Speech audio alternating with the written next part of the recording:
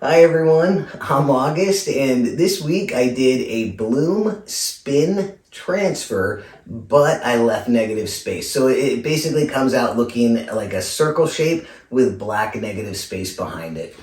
Oh, before I forget, I actually have dried results at the end of this video. Normally I don't because I paint and then I upload the video right away, but I will have dried results at the end of this video.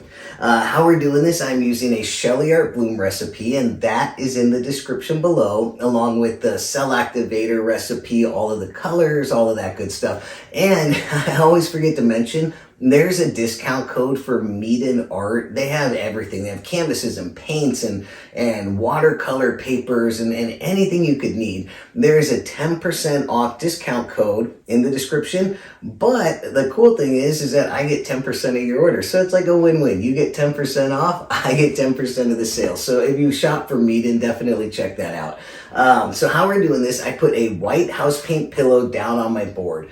I wanted a black background, so I'm going to do a faux pillow because I do not like the colored pillows. I don't like how they interact with the paints. So I'm going to do a faux pillow, and that is simply a paint that is mixed like all of my other colors. I load it up on this palette knife, and I spread that down over the white house paint pillow.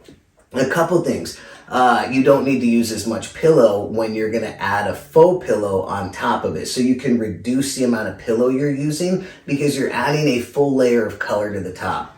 Another thing, when you're transferring that paint down onto your board, get your palette knife as close as you can to your board without touching the pillow, and that will reduce the air bubbles like 1,000 times. So it's a pain in the butt when you're doing a faux pillow and get an air bubble. It never quite looks right when you try to fill that in with a skewer or paint it in afterwards. So get as close as you can.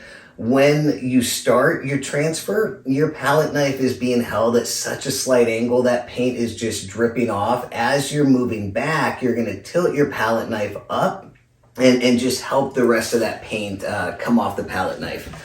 After we have our faux pillow down, I got this little board, and I did just a regular bloom on it. So I put pillow paint, color, cell activator, blew out the bloom, and came in with this scooper and scooped up the bloom to then transfer over to that bigger board. So I wanted a narrow transfer. I wanted a lot of negative space. So I used this smaller palette knife and I scooped up half of the bloom. I twisted this and then scooped up the other half of that. If you wanted a wider transfer with less negative space, you could use something bigger and just scoop up that entire bloom all in one go. But again, I wanted something a little bit more narrow.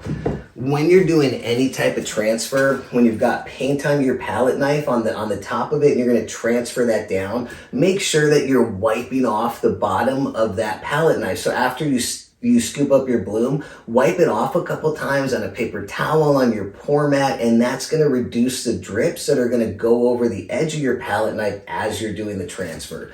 So now we've got our paint loaded up on this palette knife, and just came down and started doing the transfer as I'm spinning my canvas. And I left this part of the video in real time, so you can see I was moving very slowly. And when I was doing it, you'll notice in the video, sometimes I've got the palette knife straight like this, so the paint is running off this entire edge. And then when I wanted to thin up the line a little bit, I tilted my palette knife and let the paint just kind of run off this one corner. And I did that throughout the transfer to give it different looks throughout. So it's not just the same width all the way around.